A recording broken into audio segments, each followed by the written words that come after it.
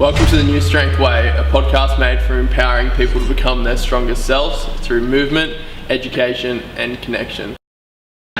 Welcome back to the Newstrength Way podcast. Don't mind Nate, he's just looking at his big legs. But that's on the topic of what we've got today for you. So we're going to be talking about how to gain size, gain muscle, and overall just become a bigger human. So we'll start off, mate, let's talk about a little bit, like, you've put on quite a bit of size over the last, how many years that you've been training now? 7 years. Almost 8 actually. Say 8 Getting years. up towards a decade, mate. You don't know. But yeah, let's go through first where you started with that, and then maybe some mistakes that you made along the way that you've now learned how to approach it a little bit better. Yeah, for sure. When I started, I was surfing, bodyboarding heaps at the time. Like a lot. Stopped playing footy, was doing that, and I was like 70 something kilos, like 75 or something when I started training. Like there wasn't heaps of me. Baby Nate. So I think I was 17 at the time when I started training because I had my P's and I could drive to the gym. And then when I started, I kind of just followed what my eldest brother was going at the time. And I remember when he first asked me, he was like, "You want to come to the gym with me? I'll take you." That was before I had my license, and I was like, "What the hell do I want to go to the gym for?" And that, just surfing, and that's all I'm doing. Did not care about it at all, which is actually pretty funny in hindsight. Then my youngest brother started to go with him. So did you start training so Jimmy didn't beat you up? Pretty much. To get bigger than Jimmy. Pretty much. I needed to make sure I just stayed the alpha dog out of my two brothers. But the thing that I think made me gravitate it towards it so much was, I remember like it was standard like bench pressing curls kind of session, but I think I started off pretty strong. And that was like in benching, that was, I don't know, I felt like I was pretty good at it. So I think that made me say this is actually could be something that I enjoy doing it. When we met, you were out benching your squat. You're in that exclusive club. Yeah, I could bench more than I squatted. Like I remember the first time I touched a bench press, like in my whole life, was in year 10, and I hadn't trained before. And I paused 80. Right. So I hadn't touched it, weighed 70 something kilos, and paused 80. So I remember the other guys were there, and I was like, "What are you doing?" And they were like, "Oh, just training." And it was in lunch. We didn't have really any facility. There's one random bench in the classroom that they pulled out, and I think they were training with 60, and I jumped under and done that, and that was pretty easy, and then ended up working up to 80 for one. So that was my first experience with it, but I honestly didn't care about it. So a year, because I was early in school, 2 years go by, and then went back to it. Anyway, long story short, pretty skinny surfy dude with super long hair and a fringe, and then started training more, started to get caught up in that, and just seeing what people were doing in the gym. And let's quickly fast forward to, like, what are you weighing now? 103. So you've basically, have you got 105 before? Yeah. So you've over the time put on 30 kilos. Yeah. But so you've put on a bit of size. You know what you're talking about with this. Just so the guys that are listening have a bit of your backstory, because I guess a lot of people see you now and just go, "Oh, you'll probably just always be." I wasn't always massive. Like I had a bigger frame, but I wasn't like, I didn't have obviously 30 kilos less tissue on me than I do now. So yeah, I think I have a leg to stand on. I think 30 kilos drug free. Well, you've got way more legs to stand on than most people. that was not in length, but in thickness. Definitely not in length. So like 30 kilos of, like, it's not all muscle, but I'd say majority is. Like I don't feel like I'm overweight or anything. In like a drug-free lift is pretty good. I think especially for the last probably 3 years, I haven't really focused on hypertrophy, so I've been trying to get bigger.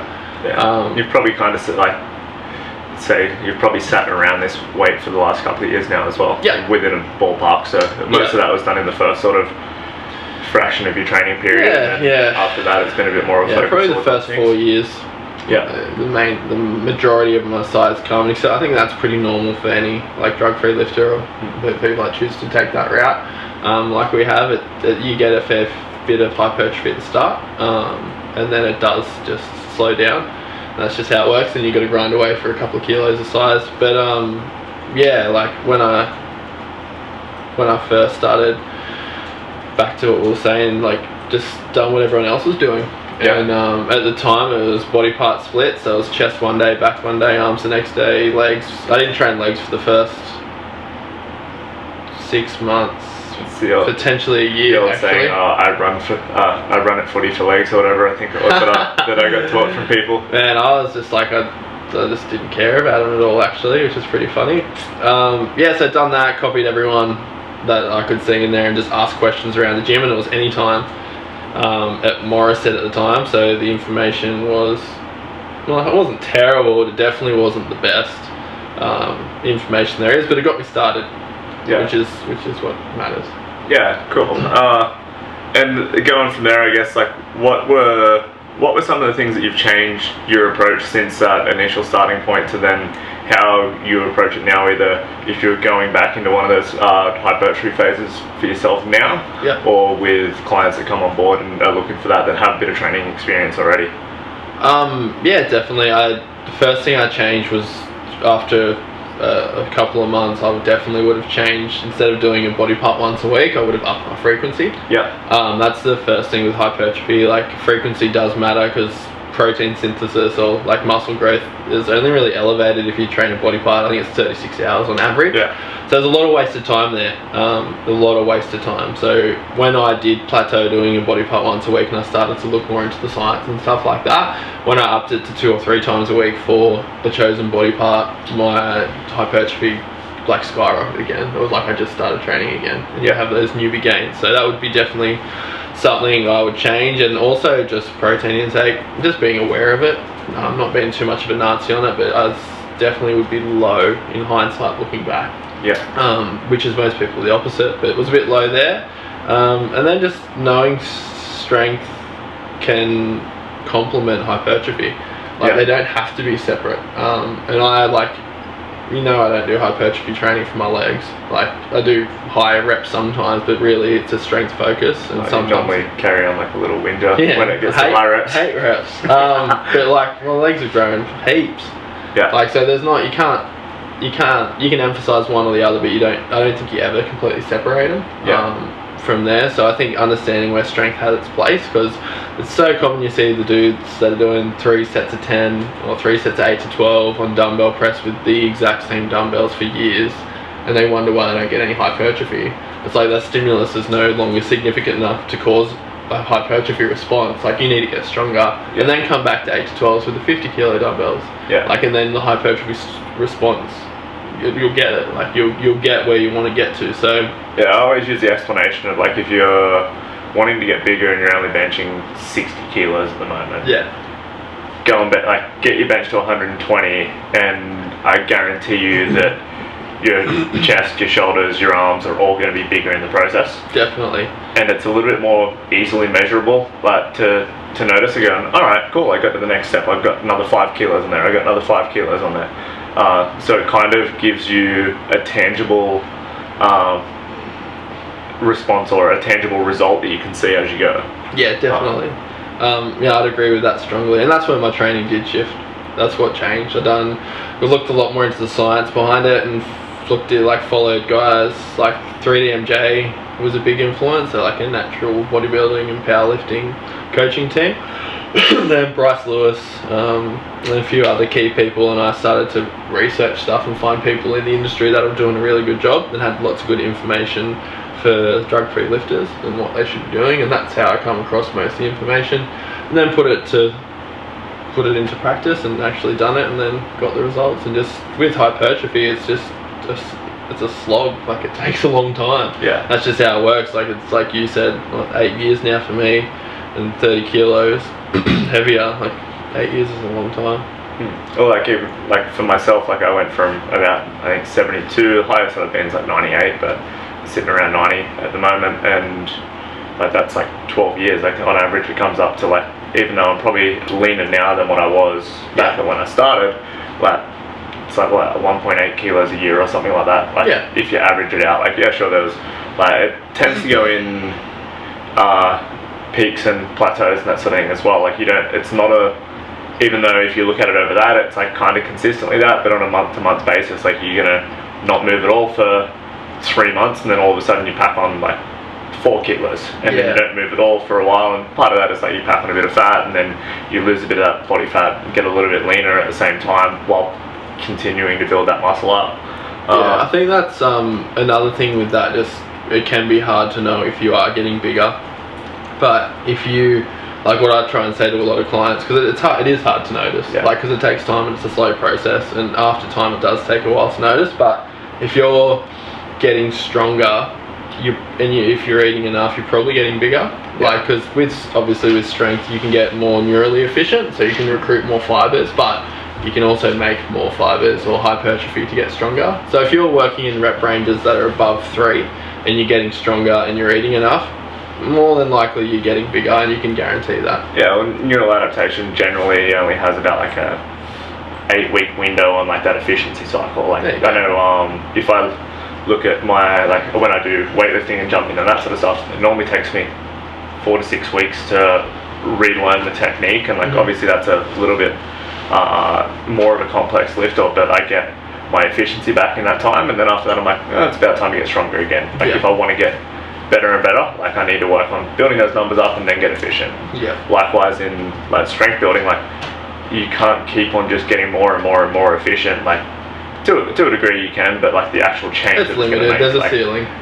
There's once you have really good technique, then you just need to build bigger, stronger muscles. Definitely. So then pretty much that process is like you're just going to expect to try to build the muscle, and if it's going up, then it's pretty much, unless you've, part of that is you've got like both your sarcoplasmic and myofibrillar hypertrophy. So like sarcoplasmic being the fluid in which the muscle fibers sit inside of increases more, and so it visually expands the muscle. And then myofibrillar being that the actual fibers themselves grow bigger.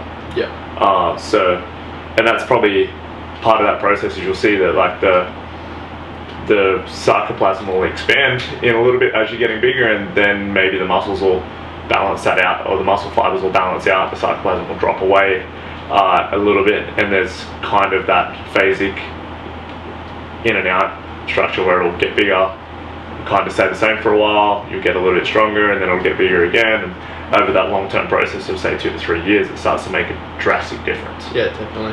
Definitely. So what would be something that you would recommend like somebody to look at? Like I guess the first thing that comes to mind for me is how much you're actually eating, like but some other things that people should be looking at when they're trying to build muscle. It's like all dosage dependent on training and nutrition. I think that's what you need to know. And you need to know how much food you need to eat to put on the tissue that you want. Like your body is not going to grow tissue in a caloric deficit. It just doesn't have the substrate there and the environment to grow. When you first start out, you might be able to, but you'll get to a point where it's just not possible. And then it's training dosage, like are you doing enough reps at a significant enough load to induce hypertrophy?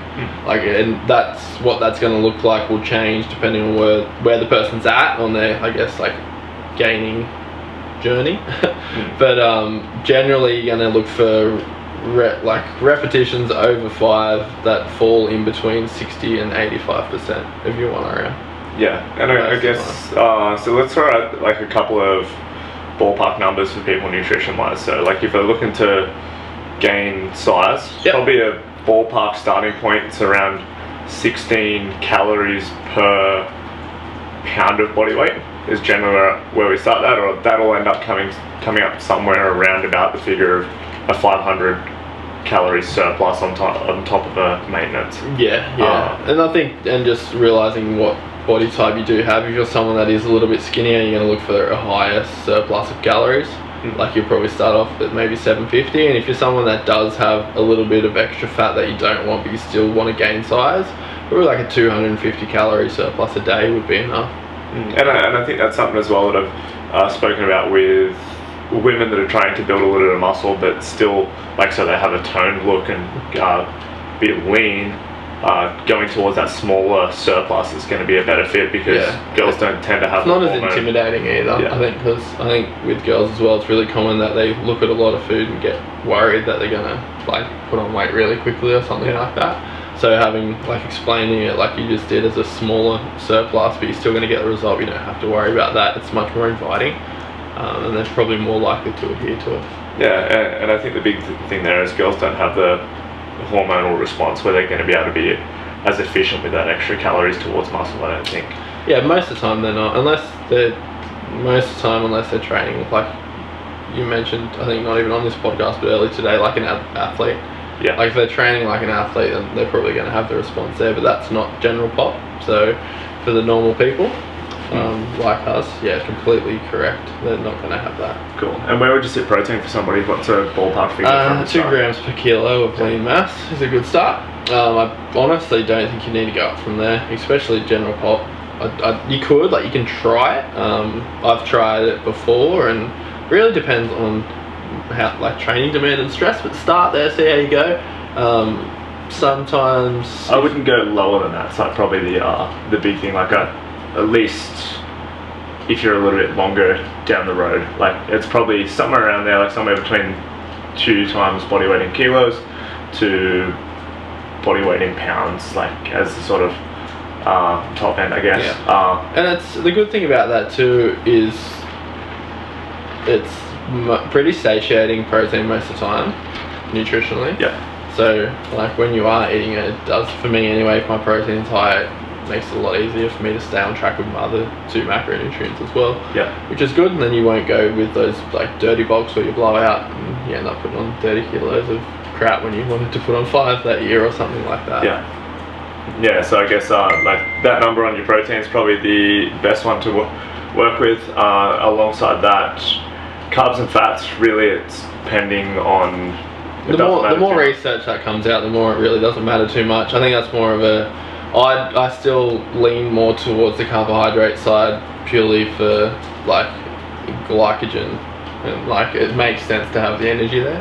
But the research that comes out, as long as you're not doing like a ketogenic diet or like a low carb diet, as long as you get your rest of your calories from fats and carbs and you don't completely get it from one or the other, you're going to be fine with hypertrophy. And you'll know, like if you eat a few more carbs, you're like, I feel much better, and your calories are the same, then dude, keep doing that. Like you would listen to your body and go from there, but I wouldn't get super caught up on it. And if you are someone listening that is interested to know what would work best for you, you just have to trial it. Yeah, I think like for me personally, I know I tend to respond, like strength wise comes up faster when I'll have a higher carb approach. Yeah. I think it's probably that it has like carbohydrates are better for like high anaerobic like neural activity and that sort of thing, and drive a bit more adaptation there. So I think I tend to find that works better for most people that are really trying to drive those numbers up as well. But I've definitely seen some exceptions to the rule as well. So like D-Berg, good buddy, is probably a good example. Like basically eats low carb most of the time and then goes and squats the house down and then just has a burger or whatever in between. Yeah, true. So pretty much like they're going to be looking at virtually finding what they enjoy the most and what best fits their lifestyle with that one now. Yeah, definitely. Cool. Yeah, certainly. Training days per week. If you're starting out, a body part per like splits will still be okay. Like there's nothing wrong with starting out with that. When you are progressing forward, and I'd say after about 4 to 6 months, I wouldn't say you're a beginner anymore. I'd definitely look at training a body part more than once a week. So you're looking for about twice. How you would do that is something like a push, pull legs split or something or upper like lower that. Yeah, upper lower, things like that, or even full body sessions. They're totally fine. Like I avoided them for so long, I don't even know why. I just had in my head that I couldn't do full body every session, but it works really well. That's what I do every time now. Like that's all my training is. And you look at guys that are like back before there was all the like the 1970s, 1980s bodybuilding craze. And those guys were just training full body every day. They'd go to the gym and they'd just train hard with everything, and then they'd come back the next day and they'd do it slightly differently. Yeah, definitely. So I don't get caught up in the body part split. If you have spent some time there, it's probably time to move on. If you're completely new to training, if you want to try that out, you're still going to get results, and it's a good way to learn movement patterns because you do spend a lot of time on a certain movement pattern. I found that. But training body part more than once a week. Sessions wise, I'd get it done and keep the quality high in around an hour or less. You don't need to be in there for hours on end to induce hypertrophy. You just need quality training. And I think the only time that breaks the rule of it is once you get stronger and you're trying to do both of them, that sometimes the warming up process takes longer, because if you're going to put 180 on a squat Yeah, for sure. It takes I a while wouldn't to get include to the that. warm-up as training time. Yeah. I'd start my training, just personally, that's probably, just to clarify that. But yeah, definitely, like, all those things said, and make sure the nutrition's where Jake mentioned before, and that's really important. It's just as important as the training, I'd say, when you're trying to look for hypertrophy, because your body can't make something out of nothing. Like, it has to be in a state where it feels as though it can put new tissue on, because it is really costly to the system to have more muscle tissue. Like, your body doesn't want more tissue on unless it extremely needs the tissue. So why it would feel as though it needs the tissue is the stimulus, which for you and everyone listening and us, it's training. So if the training's significant enough that the stimulus warrants having the tissue, then you get to keep the tissue and or build new tissue. So food does create that environment. So you need to make sure all the things are in place for your body to think it's a really good idea to have more muscle tissue and to hold on to it. Definitely. I think we'll leave that there, guys. So that's it for the latest episode. We'll see you guys next week.